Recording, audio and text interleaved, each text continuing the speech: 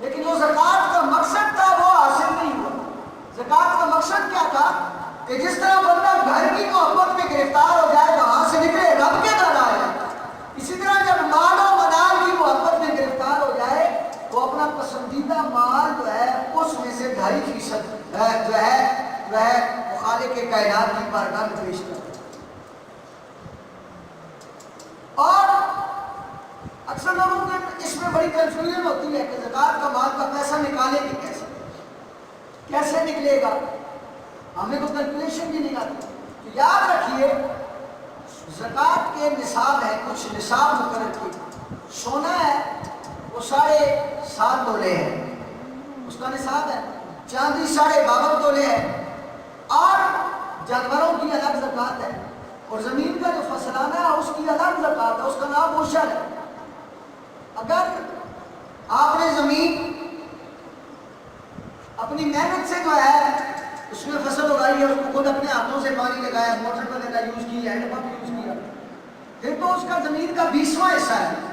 اور اگر وہ بارش کی وجہ سے ہوئی، یعنی آپ نے اپنی طرف سے اس پہ صرف سوائے ہل چلانے کی کوئی اور محنت نہیں کی، وہ بارش کے پانی سے جو ہے وہ کھیتی ہوگی، وہ تیار ہوگی، تو پھر ہر فصل کا 10واں حصہ ہے، اس کو عشر کہتے ہیں۔ تو زمین کا جو ہے وہ الگ جو ہے وہ زمین کی الگ زکوٰۃ ہے فصل کی، اور جانوروں کی الگ زکوٰۃ ہے۔ میں آگے چل کے انشاءاللہ عرض کروں گا۔ یہاں میں آپ کو زکوٰۃ کا آسان ترین کیلکولیشن کا نسخہ بتا دیتا ہوں۔ فرض کیجیے آپ کے پاس 7.5 تولے سونا نہیں ہے، آپ کے پاس ہے گھر میں 4 تولے سونا، اور سونے کی جو ہے وہ موجودہ قیمت جو ہے فی زمانہ میکسیمم اور منیمم جو ہے درمیانی اگر آتے اوسط نکالیں تو 50,000 روپے، یعنی یا 52 ہے یا 48 ہے، تو درمیانہ حصہ کیا بنتا ہے 50,000 رکھے۔ اب فی تولہ قیمت کتنی بنی 50,000، آپ کے پاس 4 تولے ہیں، اب آپ کو اور کتنا مال چاہیے 3.5 تولے، یعنی 50,000 روپے یہ ہو گئے، 2 لاکھ روپے یہ ہو گیا 4 تولوں کا۔ اب آپ کے پاس چاندی تو نہیں، فی زمانہ چاندی لوگ صرف انگوٹھی کی شکل میں پہنتے ہیں، باقی بصورت دیگر ویسا نہیں، ورنہ 38,000 روپے میں آپ کے چاندی کا نصاب جو ہے وہ بالکل مکمل ہو جاتا ہے۔ یعنی آپ کے پاس اگر 38,000 روپے تو آپ چاندی کے حساب سے صاحب نصاب اور آپ میں زکوٰۃ فرض ہے۔ لیکن یاد رکھیے کہ اب آپ کے پاس 4 تولے ہیں، آپ کو چاہیے 3.5 تولہ اور صاحب نصاب ہونے کے لیے۔ اب آپ دیکھیے کہ آپ کے پاس پراپرٹی کتنی ہے، آپ اس کا حساب لگا لیجئے۔ ایک ہوتا ہے گھریلو رہائش کی جگہ، اس کو چھوڑ کر جو خریدی اس واسطے کے لیے کہ کل اس کو میں آگے بیچوں، یا آپ کے پاس کاروبار میں کتنا مال انویسٹ ہے اور اس پر سال گزر چکا ہے، تو آپ کو اس پر زکوٰۃ دینی ہوگی۔ آپ اس حوالے سے آگے آہستہ آہستہ جو ہے وہ آپ چلتے جائیں گے۔ آپ اس 2 لاکھ میں اگر آپ کی دکان کا 3 لاکھ روپے انویسٹمنٹ ہے، اس 2 لاکھ میں آپ 3 لاکھ شامل کریں تو 50,000 روپے تولہ کے حساب سے آپ کو چاہیے تھا 3.5 تولے کے حوالے سے 1,75,000 روپے۔ اب آپ کے پاس آ گئے 3 لاکھ، اب آپ صاحب نصاب ہو گئے، یعنی 7.5 تولہ کی مقدار کو آپ پہنچ چکے۔ 3 لاکھ جو ہے انویسٹمنٹ والا بھی ڈال کے، اور جو ہے یہ 2 لاکھ جو ہے یہ سونے کے نصاب کا بھی ڈال دیا۔ اب آگے چلیے، آپ کا پراپرٹی ہے 10 لاکھ، اس کو بھی انکلوڈ کیجیے۔ اب یہ ساری چیزیں 4 لاکھ سونے کا، 3 لاکھ انویسٹمنٹ کا اور 10 لاکھ پراپرٹی کا، یہ میں آپ کو ایک سادی سی مثال دے دوں، یعنی کل جتنا راس المال ہے آپ کے پاس سارے مال کو اکٹھا کیجیے۔ اب سارے مال کی قیمت لکھیے، فرض کیجیے 20 لاکھ ہے، 20 لاکھ کو تقسیم کیجیے 40 پر، کس پر 20 لاکھ کو 40 پر تقسیم کیجیے، یا جتنا آپ کا مال ہے، سونا ہے، جائیداد ہے، چاندی ہے، زیورات ہے، کل مال کی کل قیمت۔ اچھا یہاں یہ یاد رکھیے کہ وہاں رائج سونے کی قیمت خرید نہیں ہوگی بلکہ قیمت فروخت ہوگی۔ جیسے آپ فرض کریں بازار سے آپ کو 52,000 روپے تولہ سونا ملتا ہے، لیکن آپ جب بیچنے جاتے ہیں تو دکاندار کیا کہتا ہے، جی یہ میں تو 42,000 میں رکھوں گا، کیونکہ 10 لاکھ اس کی فنشنگ ہوتی ہے، اس کی پریپیئرنگ ہوتی ہے، اس کی تیاری ہوتی ہے، پھر ہم 50,000 روپے لگا کے اگر 7-8 ہزار روپے نہ بھی کمائیں، ہمارا کاروبار کرنے کا فائدہ۔ یعنی جو قیمت فروخت ہوگی اس کا اعتبار کیا جائے گا. تو آپ یہ ساری اس کو جو ہے کل رقم کو تقسیم کیجیے 40 پر. جب آپ 40 پر تقسیم کریں گے تو یعنی آپ کو وہ جو 40 میں تقسیم کریں گے آپ کو 40واں حصہ جواب میں ملے گا. یعنی 20 لاکھ تقسیم 40 کریں گے تو جو جواب آئے گا وہ آپ کا 40واں حصہ ہوگا اور وہی 40واں حصہ آپ کی زکوٰۃ ہوگی یعنی آپ کے کل مال کا 2.5% ہوگا. بس یہ آسان سوال ہے. اب حضرت عبداللہ ابن عمر فرماتے ہیں بنی الاسلام علی خمس کہ حضور نے 5 چیزوں پر ہے. شہادت لا الہ الا اللہ وان محمد رسول اللہ.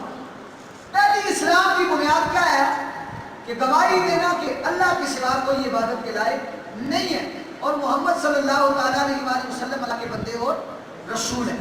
یہ اسلام کی پہلی بنیاد ہے, اسلام کی عمارت کی پہلی بنیاد ہے. اور پھر میں شہادت لا الہ الا اللہ واشہد ان محمد عبدہ ورسولہ.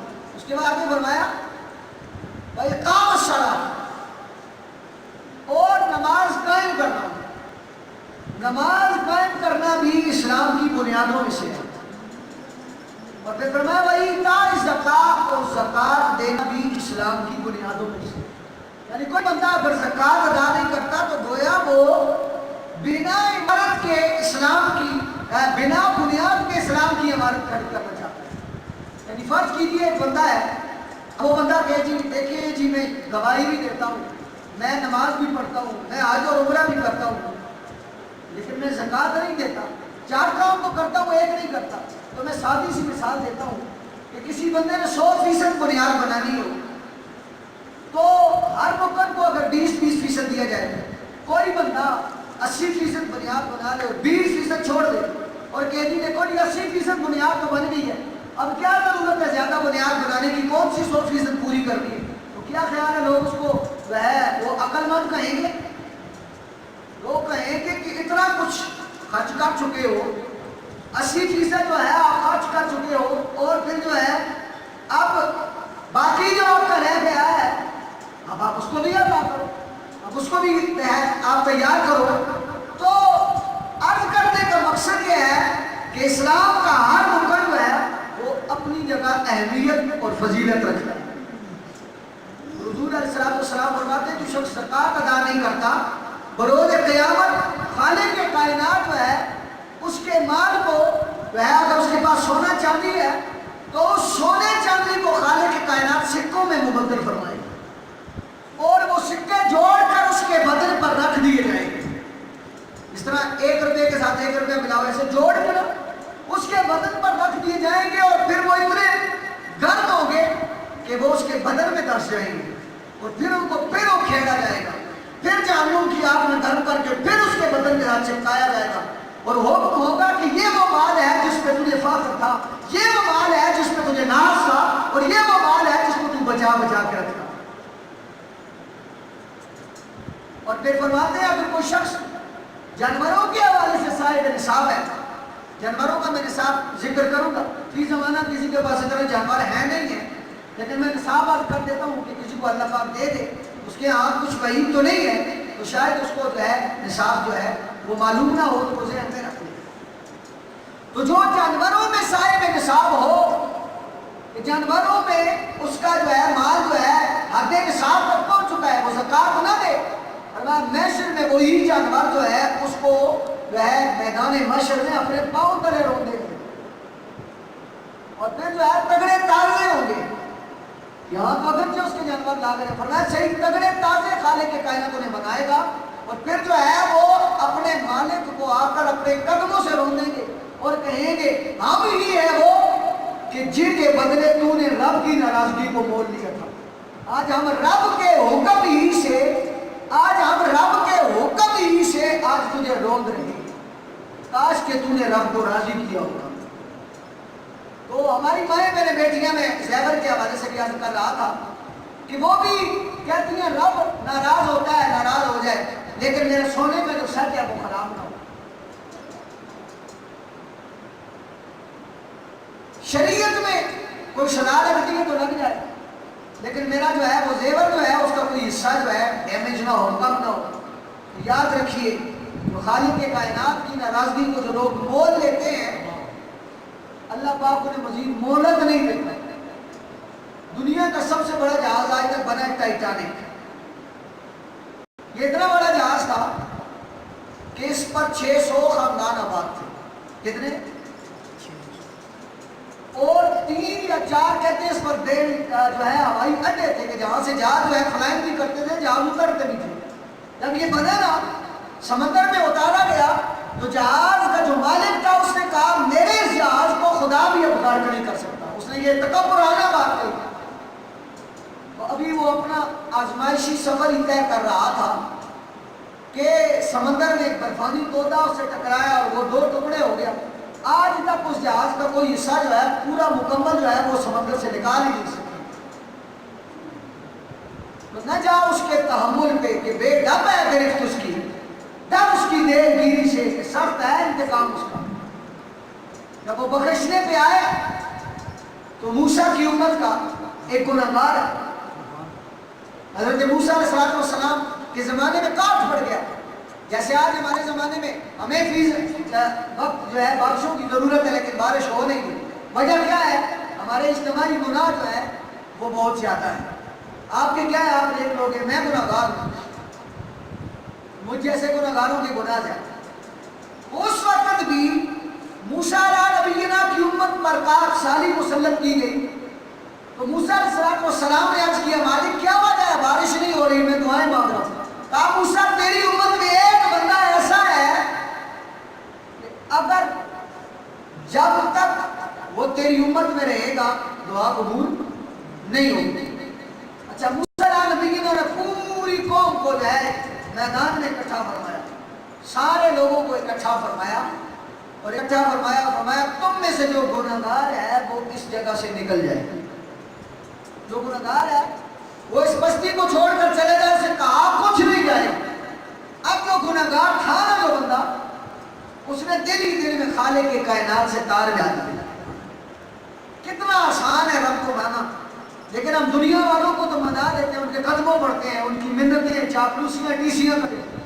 لیکن رب کو منانا کتنا آسان ہے کہ ایک بندہ جس کی وجہ سے پوری قوم پر عذاب قہر مسلط ہے، اس نے دل ہی دل میں رب سے تار ملایا اور کہنے لگا مالک شرم اور پردے رکھنے والا ہے تو، مالک آج اگر میں اٹھ گیا ہوں تو میں ہی گنہگار، لیکن اگر میں اٹھ گیا تو قوم تانے مارے گی، قوم مجھے دھکے دے گی۔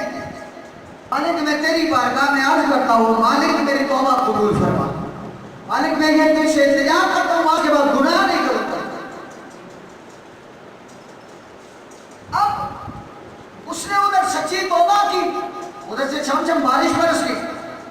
اب موسیٰ علیہ نبی کے نام آپ کے لگے مالک یہ ساری قوم ہے، باہر کوئی بندہ بچا بھی نہیں ہے کہ جو کم ہو، مالک یہاں سے کوئی اٹھا بھی نہیں، اور پھر تو نے کہا تھا کہ بارش اس وقت تک نہیں ہوگی جب تک وہ گنہگار بندہ یہاں بیٹھا رہے گا، لیکن اب کوئی آیا بھی نہیں، کوئی نکلا بھی نہیں، مالک بارش پھر کیسے ہو گئی؟ موسیٰ بس راز کو راز رہنے دو، موسیٰ راز کو راز رہنے دو۔ کہا نہیں مالک بتا دے۔ کہا موسیٰ سنو، پہلے جس کی وجہ سے بارش نہیں ہو رہی تھی اب اسی کی وجہ سے بارش دے رہا۔ واہ، اسی لیے تو آج کہتا ہے اسی آن سے کنارہ کبھی ہم نے نہ کیا، پر تو نے دل آزردہ ہمارا نہ کیا، اور ہم نے تو کی موت تدبیر جب تم کی، پر تیری رحمت نے مولا